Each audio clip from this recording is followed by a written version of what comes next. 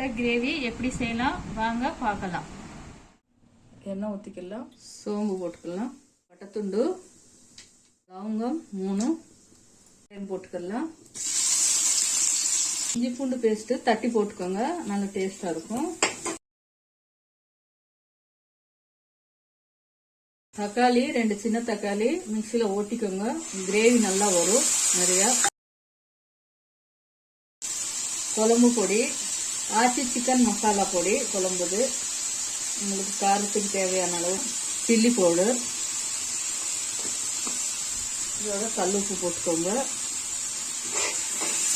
இது நல்லா பச்சை வாசனை போகிற மாதிரி நல்லா வதக்கிக்கோங்க.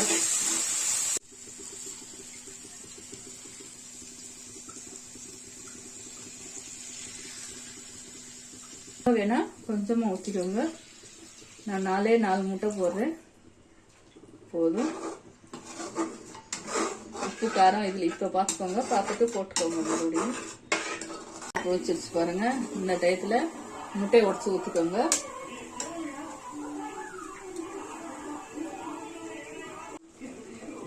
முட்டையை ஊற்றிட்டு கலக்காதீங்க, அப்படியே வைங்க. அப்போதான் உங்களுக்கு முட்டை அப்படியே ரவுண்டாக இருக்கும்.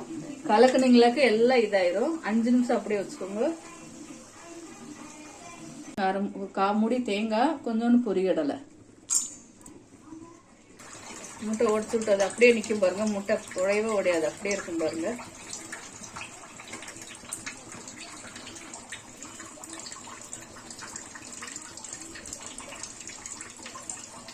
தலையா மாட்டி மெல்ல கிண்டி விடுங்க. அதை ஊற்றிக்கலாம்.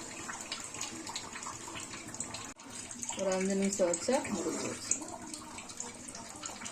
கொத்தமல்லி போட்டுக்கோங்க, அவ்வளோதான், முடிஞ்சு வச்சு. முட்டை கிரேவி ரெடி. முட்டை பாருங்க, ஒரு முட்டை கூட உடையாம அப்படியே முட்டை அப்படியே இருக்கு பாருங்க. அதுக்கு ஊத்துறோடனே கரண்டி வைக்கக்கூடாது, அப்படியே இருக்கு பாருங்க. அப்படியே வச்சு சாப்பிடலாம் பாருங்க, சூப்பராக இருக்கும். 4 முட்டை ஊற்றினா 4 முட்டை அப்படியே இருக்கு பாருங்க.